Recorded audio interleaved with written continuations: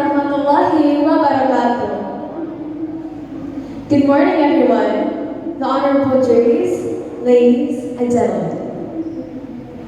Have you ever fallen in love or been addicted to something really bad? You can't live without it? No, I'm not talking about love or a boyfriend or girlfriend. But here, I'll be talking about drugs. I love you too much, you're my drug. No, not that kind of drug, but the knowledge of what drugs really are and how it affects our lives. Majority of drugs are used to treat medical conditions, both physically and mentally. Some, however, are used outside of the medical setting for the effect of mind. These are called recreational drugs. These recreational drugs are illegal outside of the medical world in Indonesia. Not only referred to adults, but teenagers and minors are starting to try, use, and get addicted to drugs. Without medical purposes, drug dependence can lead to serious problems. With these problems floating around, we know that it can affect the image of our area as well.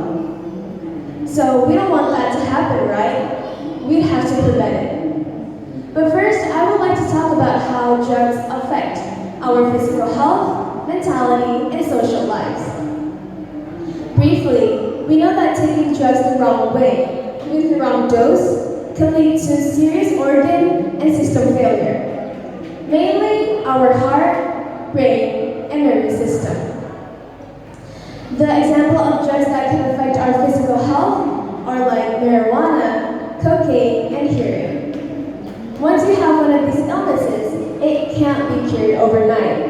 And it also suffers your wallet because the treatments are expensive. Unlike a normal flu, when you get addicted to ice cream during breakup season. Heartbreak anniversary. But speaking of expensive, going to a professional psychiatrist also doesn't just cost a dime. But why have a drug addict go to a professional psychiatrist? Because drug addicts have a higher chance on having mental illness like depression, suicide, and even can cause death. Socially, we know that our society won't accept us for being a drug addict. Besides that, we might be surrounded with people as unhealthy as ourselves. For example, narcotics, drinkers, and could even lead to circles that do human trafficking and even sexual cycles. Can you imagine living in a city, state, or country filled with people like these? I can guarantee no one wants to live in a place like so. Adults being psycho, teenagers being suicidal, can threaten not only their own lives, but other people's as well. Disaster or slump? These are probably the words that describe the situation the most. So, how do we prevent such disaster? Is there much we can do? Ladies and gentlemen, we can always prevent such chaos by first saving yourselves. Be in a healthy circle, live your life happily, always meditate and exercise, and also don't forget to pray to God. And second, you can also save other people by, for example, having a campaign and sharing to other people why you shouldn't get on any drugs.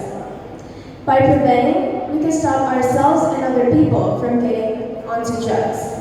And by that also, we can help our environment stop this toxicness. Now we know how to prevent from getting on drugs. But let me talk a little bit on what I thought during this competition. I saw a few performances before me, and by that I can say that by listening and delivering your speech, you can educate yourselves not only by your thoughts, but other people's as well, based on their topics. Going back to my topic, always say no to drugs. I'm Laurel Sabila W from 1D Senior High School. Thank you for your attention. Wassalamualaikum warahmatullahi wabarakatuh. Terima kasih.